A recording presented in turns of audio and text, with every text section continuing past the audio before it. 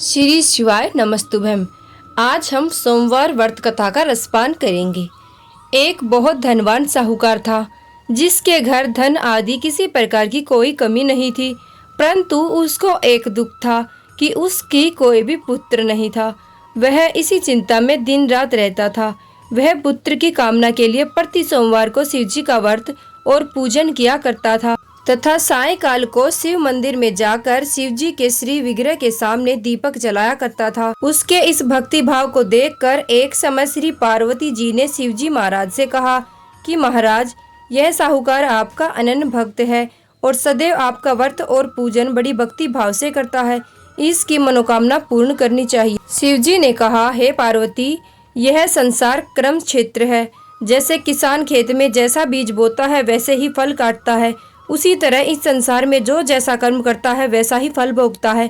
पार्वती जी ने अत्यंत आग्रह से कहा, महाराज, जब यह आपका अनन्य भक्त है और इसको अगर किसी प्रकार का दुख है तो आपको अवश्य ही दूर करना चाहिए, क्योंकि आप सदैव अपने भक्तों पर दयालु होते हो और उनके दुखों को दूर करते हो।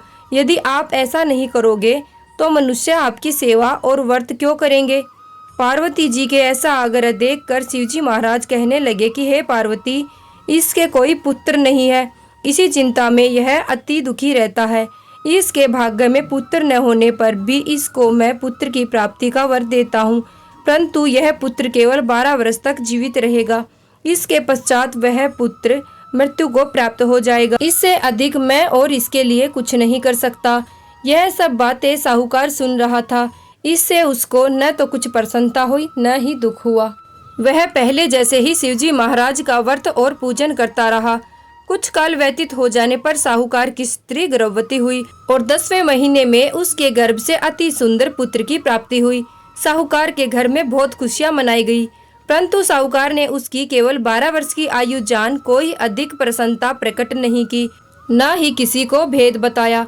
जब वह बालक 12 वर्ष का हो गया तो उस बालक की माता ने उसके पिता से विवाह आदि के लिए कहा, तो वह साहूकार कहने लगा कि अभी मैं इसका विवाह नहीं करूंगा, अपने पुत्र को काशी जी पढ़ने के लिए भेजूंगा।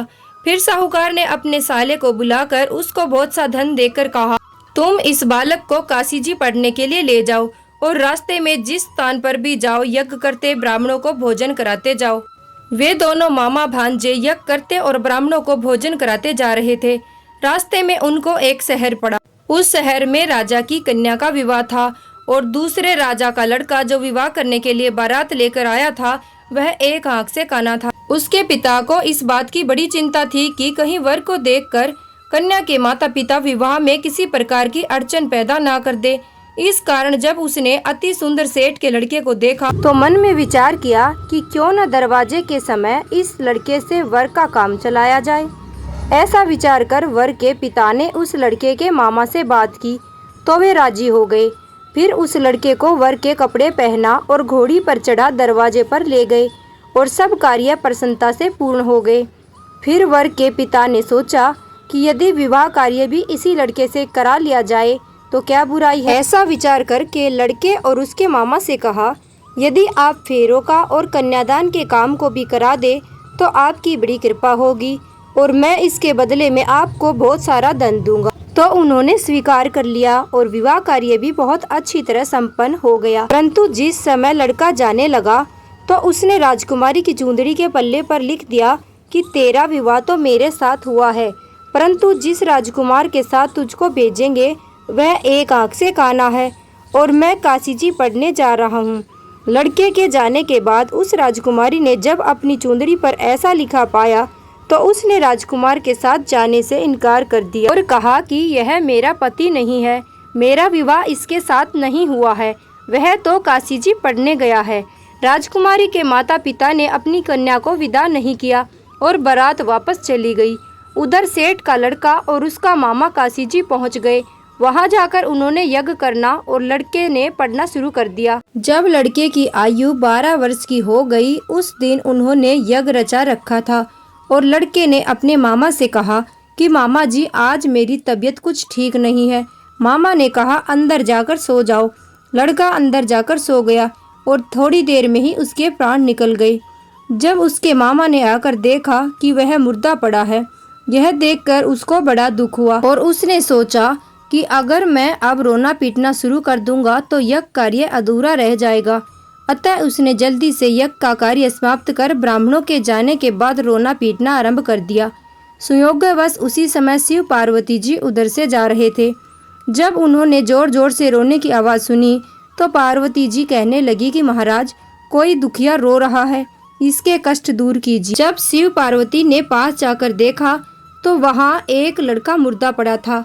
पार्वती जी कहने लगी, महाराज, यह तो उसी सेठ का लड़का है जो आपके वरदान से हुआ था। शिव जी कहने लगे, हे पार्वती, इसकी आयु इतनी ही थी, सो ये भोग चुका।